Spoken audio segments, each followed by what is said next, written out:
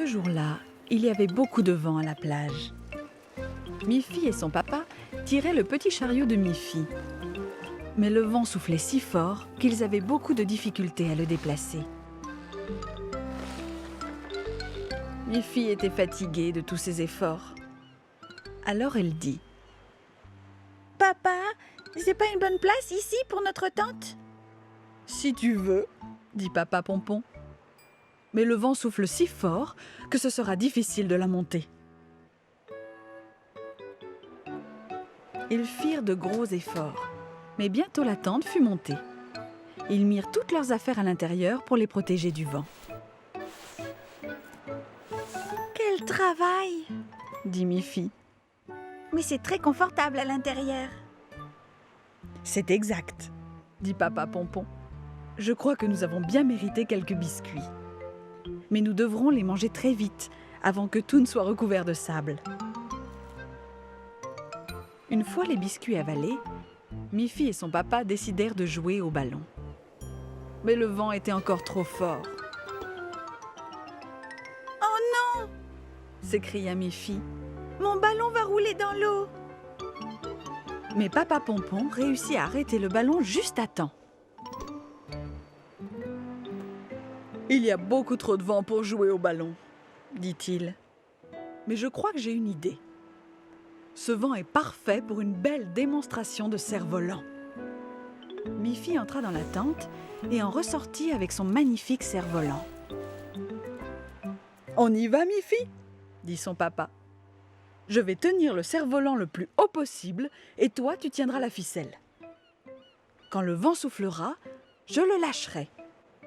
Et si tu tiens bien la ficelle, le cerf-volant montera et dansera dans les airs. » Un fort coup de vent souffla, et Papa Pompon dut lâcher le cerf-volant qui s'éleva très haut dans le ciel.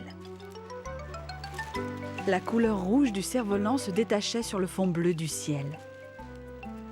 La force du vent faisait danser le cerf-volant de ci, de là, dans tous les sens là-haut dans le ciel. La petite Miffy avait du mal à retenir la ficelle. Elle avait peur que le vent ne la soulève de terre et l'emporte dans les airs. « Tiens-la bien fort, Miffy, » dit son papa. « Je viens t'aider. » Mais c'était trop tard.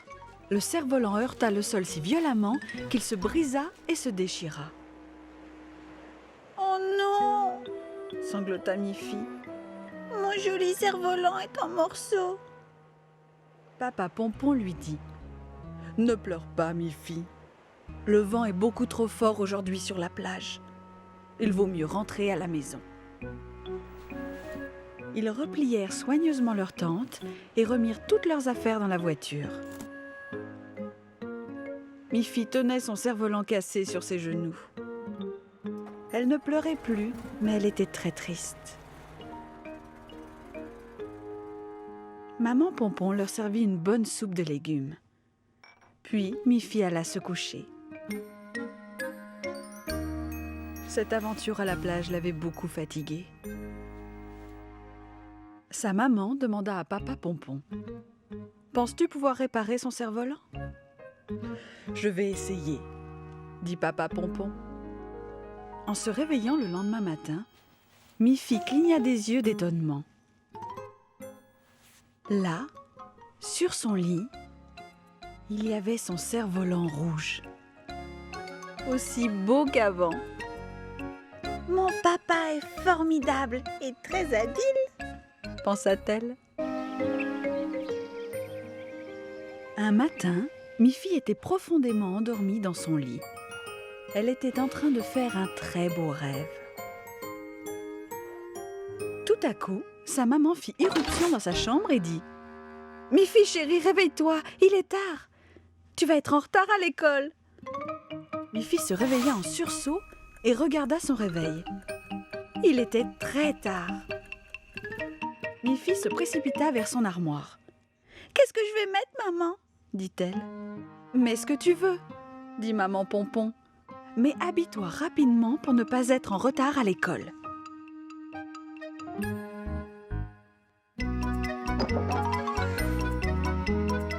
Miffy choisit sa robe jaune. « Viens prendre ton petit déjeuner !»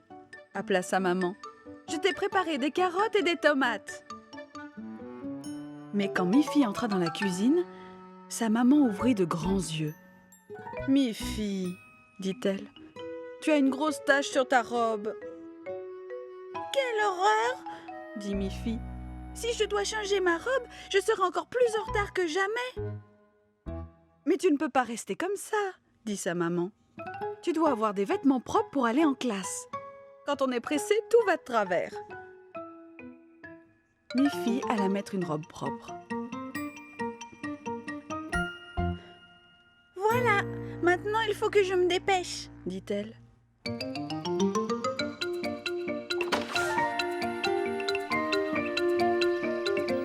Attends, Miffy !» appela sa maman. « Tu as oublié ton déjeuner. » Au bout de quelques pas, Miffy se rappela qu'elle avait promis à sa maîtresse de lui apporter une belle pomme de son jardin. Elle savait qu'elle serait encore plus en retard, mais elle retourna sur ses pas pour prendre la pomme.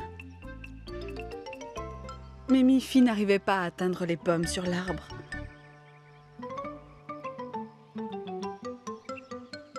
« Maman !» appela-t-elle. « Est-ce que tu veux bien venir cueillir une pomme pour moi ? J'ai promis à la maîtresse de lui en apporter une. »« Oh, Miffy chérie, dit sa maman, cela va te retarder encore davantage. » Mais elle cueillit une pomme pour Miffy qui repartit très vite.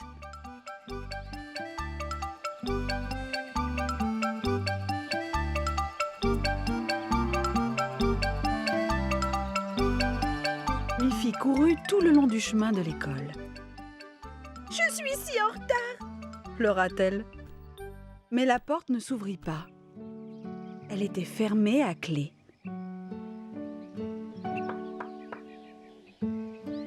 Miffy regarda la cour de récréation. Elle était vide. Il n'y avait aucun véhicule garé.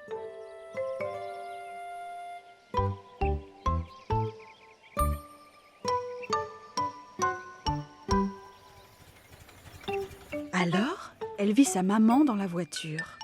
« Miffy !» appela-t-elle. « Dans notre précipitation, nous avons complètement oublié qu'aujourd'hui c'était un jour de congé. Tu n'es plus en retard. Il n'y a pas école aujourd'hui. » Miffy se mit à rire de bon cœur. « Tu vois, Miffy, dit sa maman, quand on veut aller trop vite, tout va de travers. »« Mais pas tout, dit Miffy. Aujourd'hui, je peux manger cette pomme délicieuse. Et demain, j'en cueillerai une autre toute fraîche pour la maîtresse. » Miffy rentra en voiture avec sa maman et profita gaiement de son jour de congé.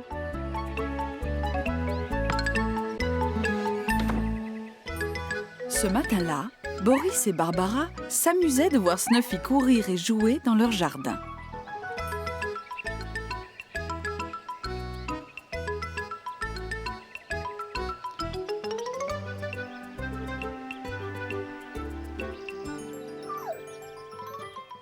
Snuffy s'en donne à cœur joie, dit Barbara. C'est vraiment un adorable petit chien. Snuffy remua sa petite queue et se sauva en aboyant joyeusement à travers la forêt. Sur le chemin qui la menait chez Colette, elle rencontra Mélanie sur sa trottinette, en route pour l'école. « Oh oh !» dit Mélanie. « Snuffy est aussi rapide que moi sur ma trottinette. C'est un petit chien véloce. » Snuffy fit plusieurs fois le tour de Mélanie en jappant gaiement et continua sa course vers la maison de Colette. «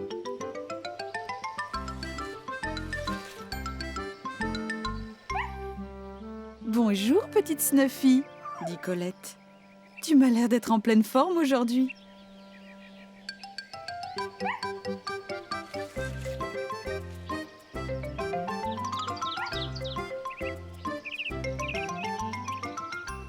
« Oh là là, dit Colette, j'aimerais bien avoir autant d'énergie que toi. » C'était évident que Snuffy adorait courir et sauter. Elle continua sa course tout en aboyant vers la maison de Miffy. Mais Miffy n'était pas chez elle. Snuffy fit plusieurs fois le tour de la maison, mais elle ne la trouva pas. Bientôt, Snuffy se sentit fatiguée et eut envie de se reposer. Elle se coucha devant la porte et s'endormit très vite. Un peu plus tard, Miffy revint de l'école et vit Snuffy étendue devant sa porte. Snuffy ne bougeait pas d'un poil. Miffy fut très inquiète. « Snuffy! Snuffy !» appela-t-elle. Mais Snuffy ne bougea pas une oreille. À ce moment-là, Colette arriva et Miffy lui dit « Oh, Colette, regarde! Snuffy est étendue là sans bouger. Elle doit être malade. » « Mais voyons, dit Colette. Ce matin encore, elle courait et sautait dans mon jardin. Elle était en pleine forme, je t'assure. » « Mais regarde dans quel état elle est. Je suis sûre qu'elle est malade. » Mélanie arriva sur sa trottinette. « Regarde, Mélanie, dit Miffy. Snuffy doit sûrement avoir quelque chose. Elle reste couchée sans bouger. Pourtant, ce matin, quand je l'ai vue, elle courait et sautait plus que jamais. Crois-moi. » À ce moment précis, Boris et Barbara arrivèrent, portant un sac de victuailles. « Bonjour, Miffy, » dit Barbara. « Tu m'as l'air bien triste. »« Je m'inquiète pour Snuffy, » dit Miffy. « Elle reste couchée là, sans bouger. J'ai peur qu'elle ne soit malade. » Mais tout à coup, Snuffy ouvrit les yeux et renifla. « Regardez, » dit Boris. « Snuffy a senti l'odeur des aliments dans notre sac. Elle était simplement très fatiguée, Miffy. Mais l'odeur d'une bonne nourriture a suffi pour la réveiller. » « Allez, viens chercher un bon biscuit, Snuffy, » dit Barbara. Après sa sieste et le biscuit, Snuffy était à nouveau prête à courir dans tous les sens. Miffy était très contente de voir que Snuffy allait très bien.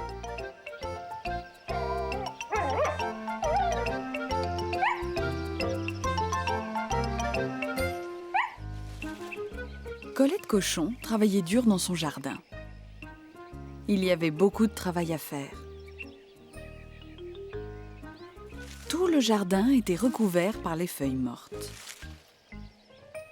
Grogny, la nièce de Colette, était assise pas très loin, lisant un livre. « Est-ce que tu pourrais venir m'aider un peu, Grogny ?» demanda Colette. « Oh, Colette, » dit Grogny. « Je me sens si fatiguée. »« Comment peux-tu être fatiguée ?» dit Colette. « Tu n'as rien fait de toute la journée à part lire ce livre. Alors, s'il te plaît, lève-toi et viens m'aider. Tu n'as qu'à ratisser les feuilles et les mettre en tas. »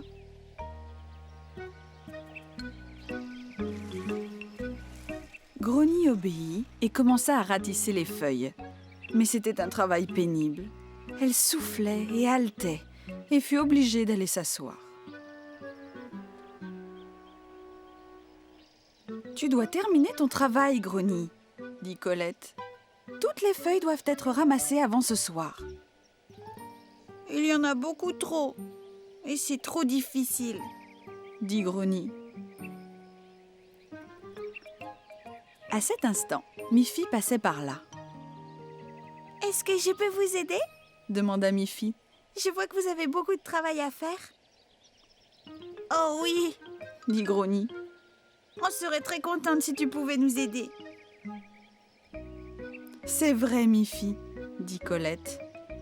Grogny dit qu'elle est trop fatiguée pour faire quoi que ce soit. Elle trouvera peut-être plus amusant de travailler toutes ensemble. « Moi, j'aime bien ratisser les feuilles, » dit Miffy. « Elles font un bruit craquant très agréable. » Grogny et Miffy ratelèrent les feuilles toutes les deux.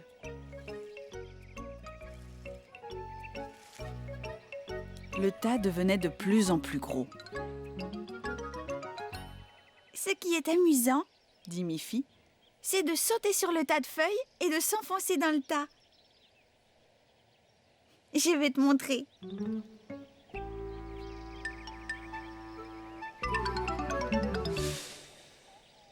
« C'est malin, » dit Grogny. Maintenant, il faut recommencer à ratisser les feuilles. Mais c'est drôle, dit Miffy. C'est moi qui vais refaire le tas de feuilles et c'est toi qui vas pouvoir sauter dessus. Eh bien d'accord, Miffy, dit Grogny. C'est vraiment amusant, tu crois? Vas-y, essaie, dit Miffy.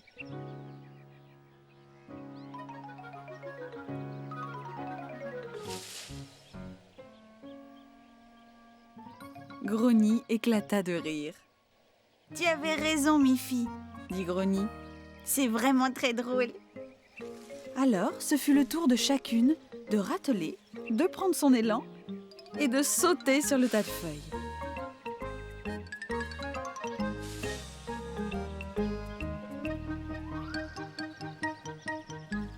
Puis, le téléphone sonna. Colette alla répondre. Quand elle revint, elle dit « C'était ta maman, Miffy. Elle demande si tu veux bien rentrer chez toi. Il y a l'herbe du jardin à ratisser. » « Ah !» dit Grogny. « Je peux aussi aller l'aider, Colette ?» Alors Colette répliqua « Voyons, Grogny, je croyais que tu étais très fatiguée. »« Oui, c'est vrai, je l'étais, mais plus maintenant, » dit Grogny. Et elle promit de venir aider maman Pompon, parce que ratisser les feuilles, c'était vraiment très, très amusant. Le premier jour de classe, la maîtresse de Miffy dit « Les enfants, aujourd'hui nous allons planter des graines dans les pots sur le rebord de la fenêtre. Et tout au long de la saison, nous les regarderons pousser et devenir de jolies fleurs. » Miffy fut très étonnée quand la maîtresse lui mit dans la main une toute petite graine noire. « Comment une si petite graine peut devenir une fleur ?»« C'est la magie de la nature, » dit la maîtresse. Tout ce qui est vivant commence par être une minuscule graine. Dans la graine se trouve tout ce qui peut l'aider à devenir une fleur. En la plantant dans la terre, il faut l'arroser pour qu'elle grandisse. Chaque jour, Miffy surveillait son pot. Tout d'abord, un tout petit peu de verre sortit de la terre. Puis, de petites feuilles poussèrent. Et ensuite, en quelques semaines, un petit bourgeon coloré apparut. Quelques jours plus tard, il s'ouvrit et devint une fleur superbe. Miffy se demanda si tout ce qu'elle pouvait planter dans la terre deviendrait quelque chose d'aussi joli.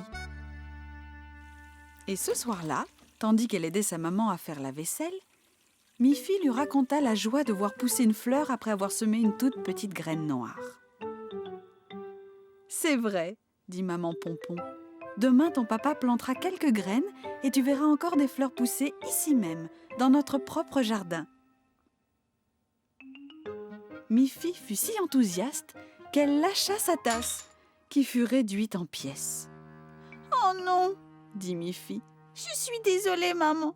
J'ai cassé une de tes tasses préférées. » Elle se mit à pleurer. Mais sa maman lui dit « Ne pleure pas, Miffy chérie. Ce n'est qu'un petit accident. » Le lendemain, Miffy réfléchit.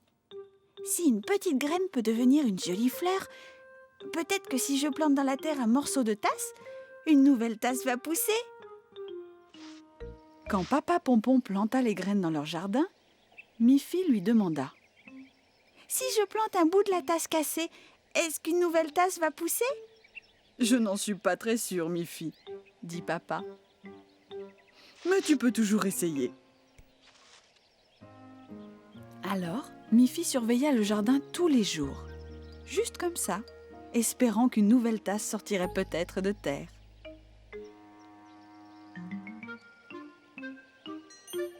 Petit à petit, beaucoup de fleurs poussèrent, mais pas de tasse.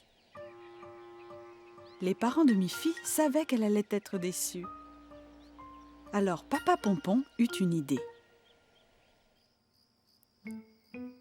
Avant de rentrer ce soir-là, il avait acheté une nouvelle tasse.